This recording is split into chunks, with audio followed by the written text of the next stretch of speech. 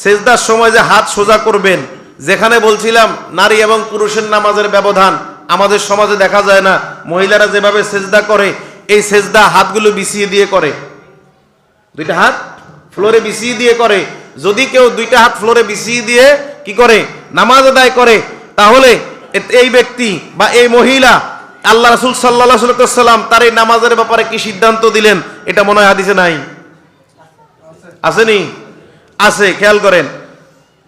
ইবনে আবি শায়বা প্রথম ভলিউম অধ্যায় নাম্বার 36 হাদিস নাম্বার 1, একবারে প্রথম হাদিসটা।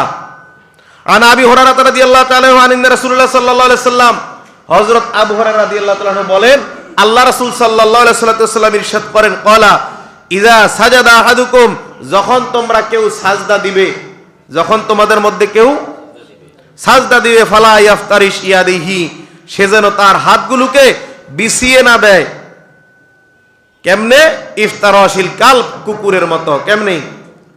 কুকুর যেভাবে মাটিতে বসে, পা বিছিয়ে বসে না, পাগুলো মেলে দেয় না, পা বিছিয়ে যেভাবে মাটিতে বসে, পুরো পাটাই তার মাটির সাথে সংযুক্ত থাকে, ফাঁকা থাকে না। ঠিক এইভাবে তোমরা কেউ সেজদা দিও না। কারণ কি? ওয়ালিয়াদুম্মা ফাখিজাইহি, আল্লাহ রাসূল সাল্লাল্লাহু আলাইহি ওয়াসাল্লাম বলেন, তোমরা সেজদায় সাবলীল থাকবে, হাতগুলো ঠিকঠাক মতো রাখবে।